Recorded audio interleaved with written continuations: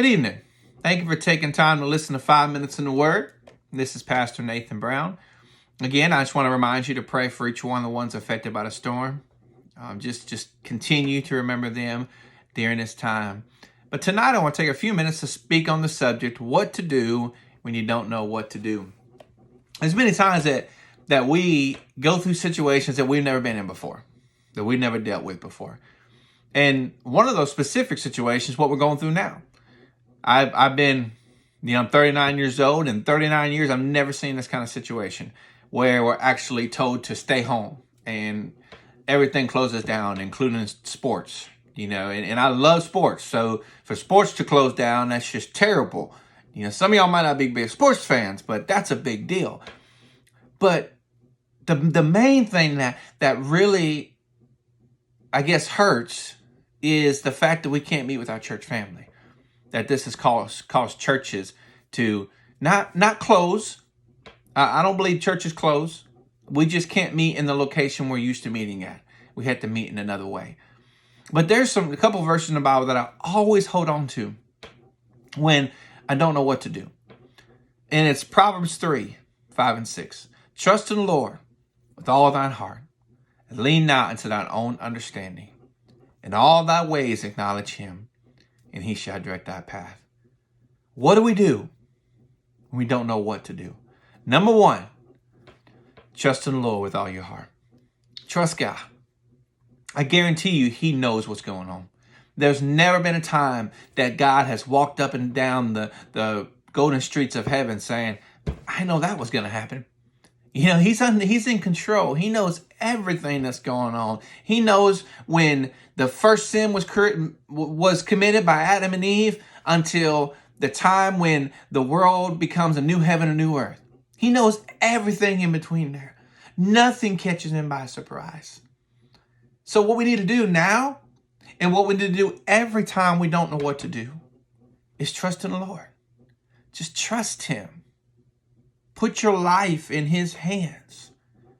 Put your fears, your concerns in his hands.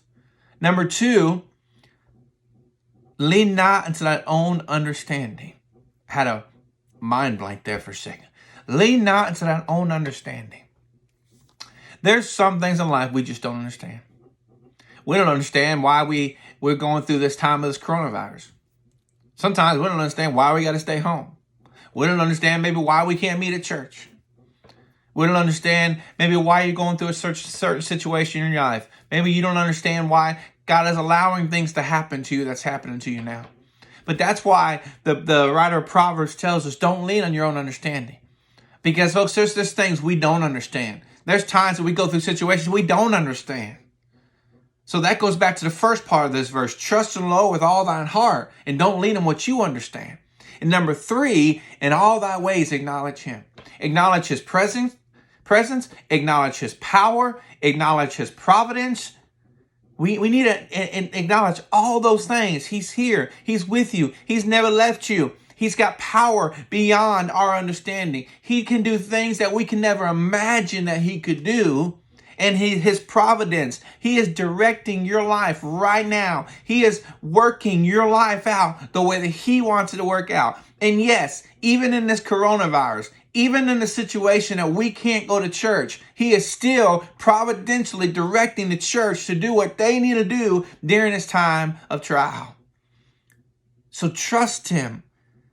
Don't lean on what you understand. Acknowledge him in all your ways. And he promises, in the end of that verse, he shall direct thy path. He will let us know what to do as a church during this time. He'll let us know what to do as individuals. He'll let us know what to do as families. Folks, there's no situation that you are going to go through that God is not in control of. There's no situation that you're going to endure, no trial, tribulation, or any situation in your life that you're going to go through that God is not already there planning it ahead of time. He's already working things out before you even get there. He's already working it out.